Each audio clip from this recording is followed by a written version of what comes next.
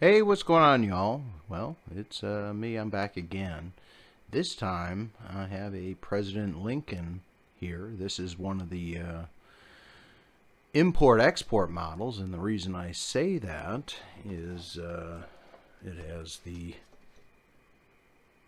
French sticker on it. But it is a President Lincoln export imported into the U.S. And this one came here with no power. Seems to be the running theme of my January, which is fine if we can get some things to work. No power is not a problem if it's the protection diode, which a lot of times that's if you reverse your polarity on this, there is a magical little protection diode that will save your radio. It'll allow it so the other components don't blow up, just that component blows up. But in any regard, your radio will just continually blow fuses because it'll either do a dead short or be open. And if it's open, it just won't work. So we are going to go ahead and do a little diagnosis on this. And just for anyone to know where generally a protection diode is in a radio. Let me see if I can do this without causing too much trouble. I have it just pulled up here on the computer right here. We're in to the power positive and negative right here, and this is a schematic. It looks pretty intimidating when you look at it from afar, but it's just a map. It's just basically a road map of how all these circuits and all of these different components work together. So we're working right here with our power in, and that's our positive, and we have a 7 amp fuse, and this right here simulates the connector on the back.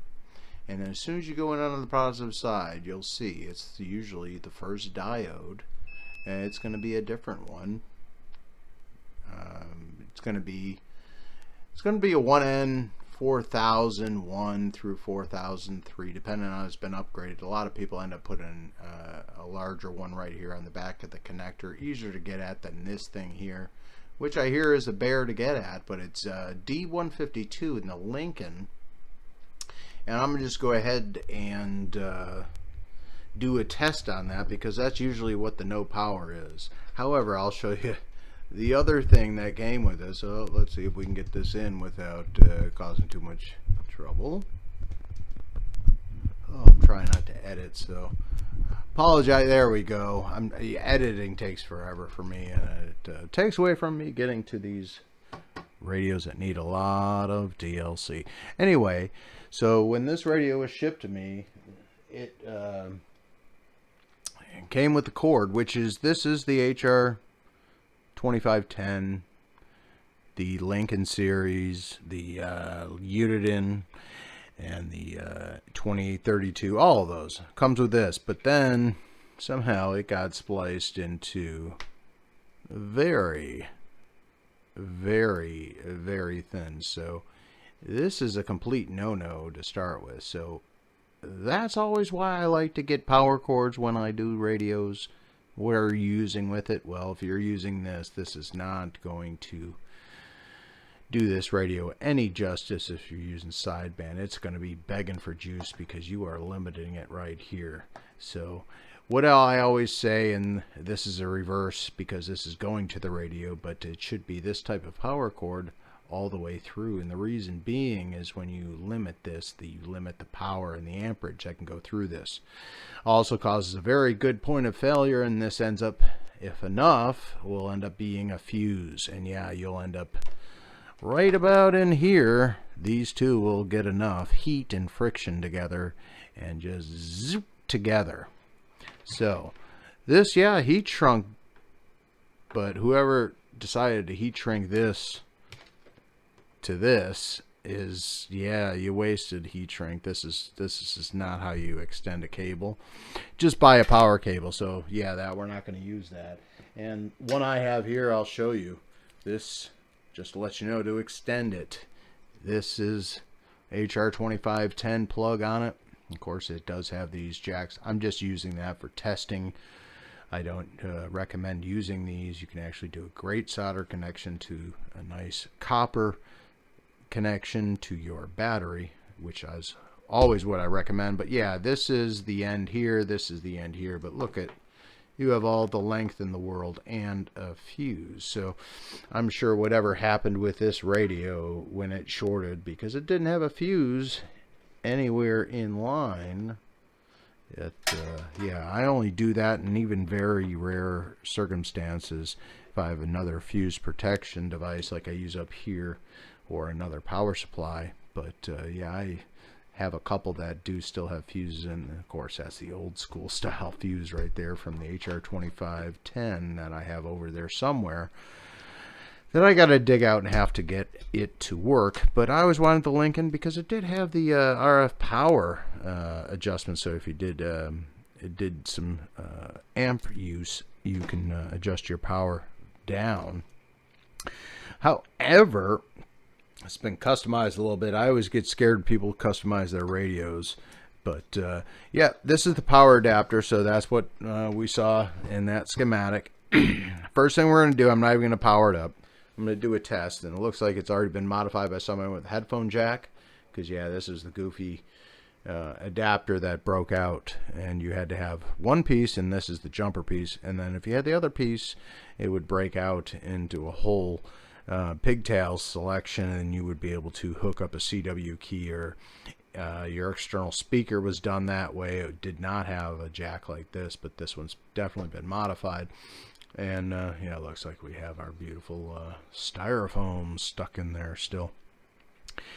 Anyway, we're going to go ahead and just do a quick test here and just show you what's going to happen. It's either going to be open, and it's not going to have any connection between these two ports, which is your positive and negative.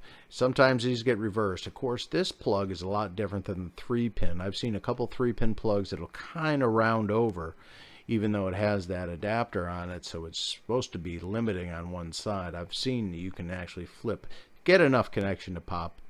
But this one here, I'm not sure why. And of course, I had the HR3500. I'm not sure if this video is coming out before that one or not, but same situation. It does have an actual polarity plug that's a little harder to jam into, because those are more recessed, and you really got to, you know, you really have to see you really have to jam that in reverse, and that has a, you know, you just can't. It's see how it is. Anyway, this, we're going to do a quick test. So we're going to pull out the old trusty meter. Now, I always had the problem, and this is the tech tip for this video, is I always had the problem pulling this back out. Well, just take a rubber band, and yeah, it just won't close, but it'll always be ready to open. So you won't hear me bitch about that in future videos. But we're going to go ahead and do just a polarity test. And on this one, I'm just going to go ahead and connect this. I was going to use the power plugs and all that, but I'm just going to connect the negative here to the antenna jack. This actually does provide the negative, so we'll have no problem. Let me just get a little connection here. If we can connect, please. All right, there we go. We got a connection on there, and we'll test it and make sure we actually have it off the negative side here, and that'll test that we actually have polarity.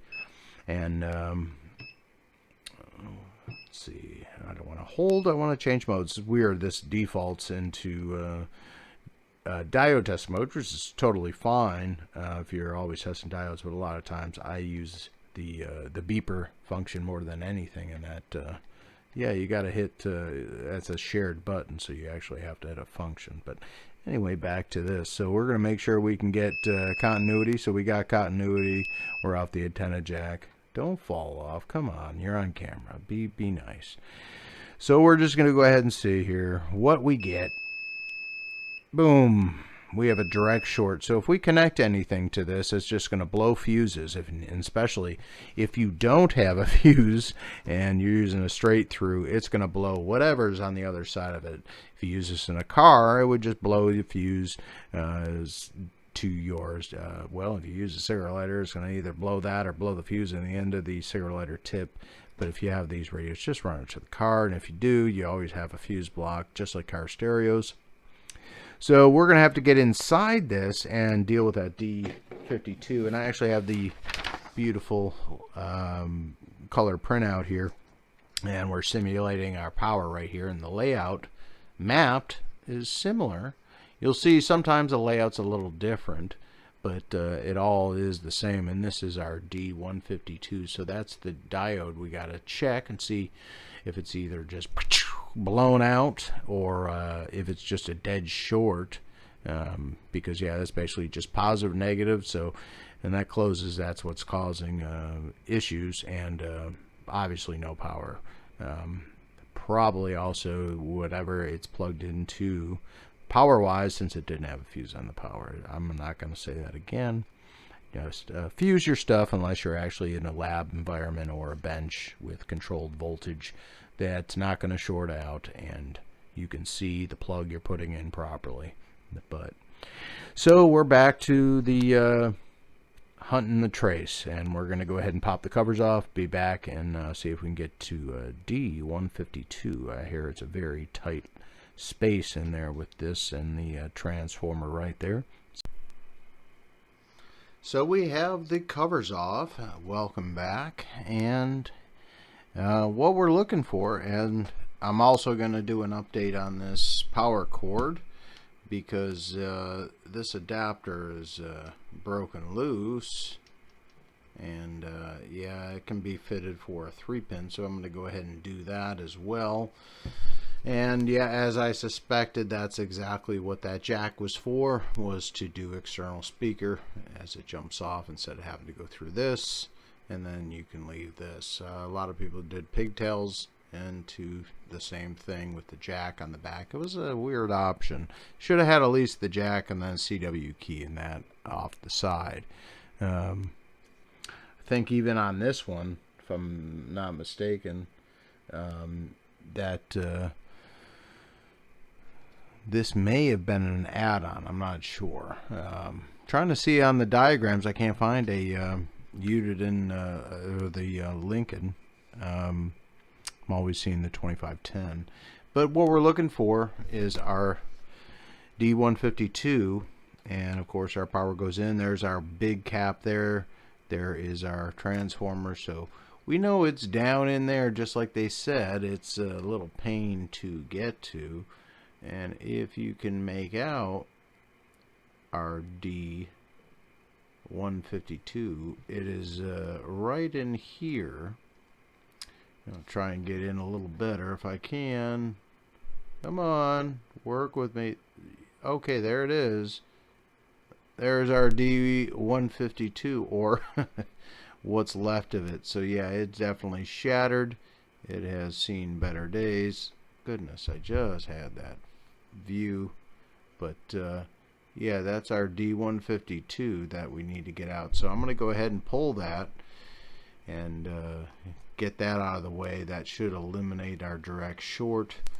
But again, we're going to have to replace this anyway. It looks like someone did a, sorry about that, looks like someone did extra soldering work on the wiring. So that's never good. Didn't get all the way through, but yeah, I never like seeing that kind of stuff. It's easy just to untap these and do what you need to, and then put the soldering gun to it, which I think is all done when they did this jack, which if you did it from this angle, you don't hit anything. So I don't know why all that got burned out, but we'll go ahead and replace that. And yeah, you can see a little bit of that corrosive glue. These are on these voltage regulators, and there's one here that's dried out a little bit. This one doesn't have a ton of glue on it. There is a little bit in the back here. Probably end up doing a cap replacement on this if we can get past that D152, but then again, we got to check our voltage rails, make sure we don't kill anything over here. There is another 8-volt supply right there, and hopefully nothing fried out this CPU. So which actually on this one is right here. So yeah, very nice and easy to get at. I like this dual deck. It's just like the inside, if you look at them, the 5010 by Emperor, or Emperor Shogun. But we'll be back after we go ahead and replace. Well, I got that diode out and just doing a little more investigation. Right in here, I see just a part that used to be something of some more stability than that. We can get it right there. It's hard to see till we turn on, maybe right around here. It's yeah, whatever that is, it somewhat corroded this radio. It's hard to get in there, but there it is. Right in there, we got a little bit of something there. It looks like a disc capacitor and corrosion. So yeah, I think we got another part to replace in the process while we're doing that, because yeah, if that caused some issues, that's easy why that could blow as well. So let's go ahead and replace whatever that is down there. So I'm back with the Lincoln, and went ahead and nibbled out and got that power plug replaced from the original, which was falling apart. It was a lot cheaper since I actually had one of these, and I have a ton of these power cords. You still just have to be careful with this polarity, because a lot of these, unfortunate this one too, it doesn't have the same triangle that you normally have. It's just open and the pins are separated, but I promise to be good about remembering polarity on this unit, so I'm going through here and just replace that. But at the same time, I'm like, well, how did all this other stuff happen as well? A couple of the other disintegrated pieces and parts that have come out of this radio, and I just wanted to go over, and it's a basic thing, is the mounting lugs you use for your radio. Now, the radio you should use for these are these. Now, everyone's like, well, I have a set, or I don't have the same set, and they'll just grab any set. This one's off of a Cobra. Now, there's an issue when you just use whatever lug nut. Anybody that knows anything now knows what I'm about to say. See how size of those things? Yeah, there's a big size difference. You can screw that in a lot deeper than you can with that one there. And just case in point, and why you don't want to do that is you can see here one of the mounting holes right there as going in, and yeah, you can see it from this angle right there. So someone used too long of a mounting screw, and right there it is, and you can see it was mounted just like that all the way in. It'll ground out, having the little bracket, and the mount gets it about as deep as that damage is there. So yeah, we lifted this off and shorted it out so we don't have power going in here. It's actually ground, so we have to fix that. But wondering why this would have went if you had this jack. It actually has a decent polarity, and it is recessed a little bit, so you really have to fiddle with it to get it in there. But there's a circle and that OD plug. That's just what I called for visualization purposes. But yeah, it shorted out that, and I pulled this board up. You can see that glue right there already. Pulled the board up, and it looks like all the other, well, maybe right there too. We'll take a look there, see if maybe some grounded, but these other ones look all right. Now, yeah, it's a terrible manufacturing job, but yeah, this just goes to show you, use the basic lugs on these screw terminals that you get when you mount your radio, because yeah, this one cannot go that deep when you're putting it in. See, it goes right to the very, very end, and of course with spacing and everything with the bracket and the case, you're within range. But yeah, when you get into the range right here, yeah, you can see how much damage you can do on a lot of parts. It doesn't look like S1 got damaged that way. That's what I was expecting, but it's over here. So we'll go ahead and fix that while we're in the process and wiring all this back up with the wiring, and go from there. So we're back with the Lincoln, President Lincoln. This is the Mark. I'm not sure what Mark version it is, but it is the version 1. I'm not sure if someone's keeping a serial list on these Lincolns and the different versions, revisions, and changes that may or may not have happened. They used to do that back in the day with the service books, when they had a tech bulletin and stuff like that. It would come out a new version of the service manual, but I don't have any of that stuff. I do have my President Lincoln Bible here. I think that is Roger Byrd, if I'm not mistaken. But this goes over a couple of the modifications, different things you can do with the different mods here. Yeah, I printed it all out, and yeah, it's very informative of some of the features and functions you may need to do to this unit as well.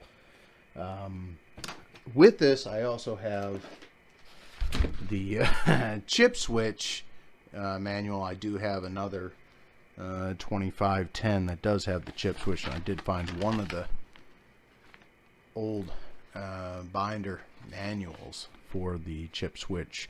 I don't know where everything else ended up. I think I do. I think I lost that. I think I had another President HR 2510 with the chip switch and everything. And when I was moving out of my other place, I think the roommate took it, and she had no purpose with that. But yeah, unfortunately, I think I lost one of the last very rare chip switches.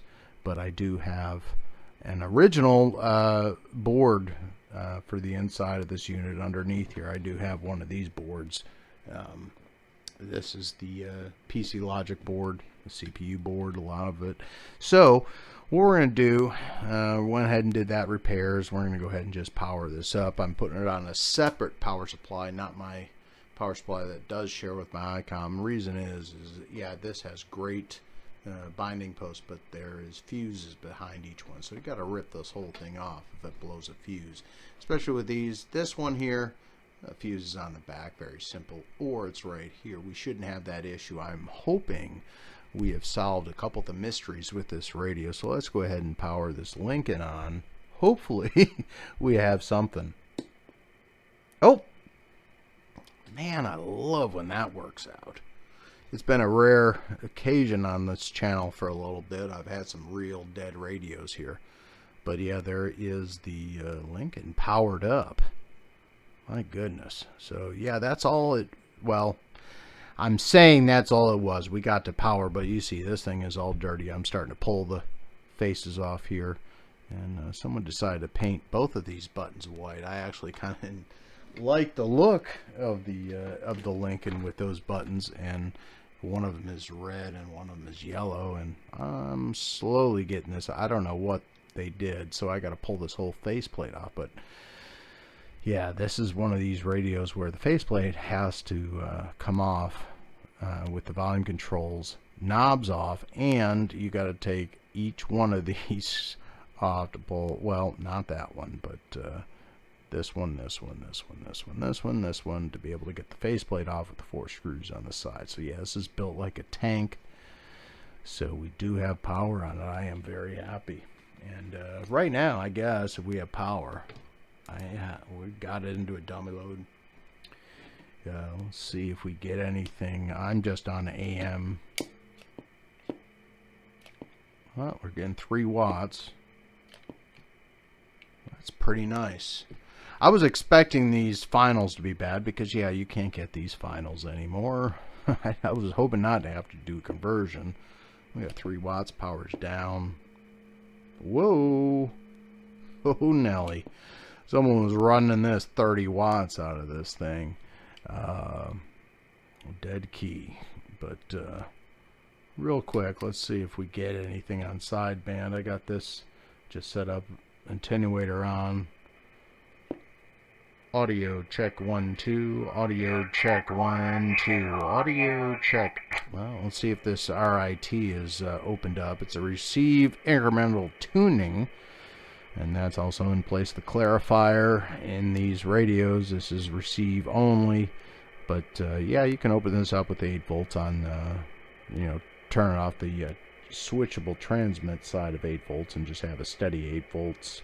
I'm sorry, receive 8 volts, and you want a steady 8 volts on this to activate transmit slide. So let's see if they did that. 1 2 3 4 1 2 3 4 1 2 3 4 1 2. Yeah, so that's not sliding and doing anything. So yeah, that lowers off. Of course, this was from overseas. I bet upper is going to be probably close to on. And we'll just go ahead and throw it on upper. Upper on 3.8. We're all in a dummy load. 1 2 3 audio check 1 2. Well, it's a little bit better and a little bit louder. 1 2 audio check 1 2 3 4. Wow, that's a lot of modulation, and even more. If we open this whole thing up, my goodness, we have wide open modulation on this radio. 1 2 3 1 2. Audio check 1 2 2 2. Let's see if that beep works. Nope, the Roger beep doesn't work. Someone got rid of the Roger beep. Shame. I did like these Roger beeps on these radios, but yeah, we have low power audio, but yeah, when we go up, yeah, we're not doing the sideband power on this. I don't think that, I'm not sure what the mods are on this, but I'm very glad it's working. Let's go ahead to AM real quick. It's wideband. Let's go ahead and do AM real quick. 1 2 audio check. 1 2 audio check. Oh my God, it is in the mud on audio on AM, just like a lot of these radios are. They do have a terrible AM and FM audio. But of course, these pots, I'm sure, need to be changed. I haven't done anything with these. I'm sorry, not changed, adjusted. I haven't done any alignment, any kind of anything with this. Mine is just seeing if this thing powers up, and we're just playing along together, seeing if this thing works. Okay, so we're on FM. Audio 1 2 1 2. Okay, we're on FM, but sorry, I was not on FM. I was not on FM. Apologize. 1 2 audio. Okay, there we go. 1 2 audio check 1 2. So yeah, it's in the mud on FM, and we'll go over to AM. 1 2 3 4. It is not a power on AM whatsoever. But yeah, if we go up to upper side, 1 2 3 4 audio check. Yeah, we're gonna probably get through the pile. But yeah, I got a lot of cleaning to do. This thing here, these are the knobs on these, and they put, I mean, they're great. You'll never not grab the knob properly, but to clean it, yeah, you got to take and slowly clean all these off. I could soak them in a locks, but I'm just going to go ahead and do this real quick. I want to make sure I get everything off. So I'm going to go ahead and clean up all this, because you know this dust is on the outside. It's going to be on the inside of these knobs too. But yeah, this for right now, these finals look good. But yeah, we need to do a full setup on this radio here. And I'm going to go ahead and throw the chip switch on it here, because right here you can tell it's a band G when you do the modification off the book from the CPU. And when you get the chip switch, is only one I've actually used ever on these radios. I only bought them with the chip switch, so it took me a minute to find it. I'm like, well, maybe it's not unlocked, but yeah, the different bands are in alphabetical order, and you can go through all the different bands here that are pre-programmed beforehand. But yeah, we can get anywhere we need to go. H also seems to be a CB band. I forgot, never had a link in here before, but yeah, this is kind of fun. All right, bringing back the old school days of these radios when they came out, and going in the back of the newspapers when they actually had CB radios for sale and stuff like that, and hunting these down and finding them back actually when they were still producing them. But yeah, I'm going to stop babbling, go ahead and start cleaning this up.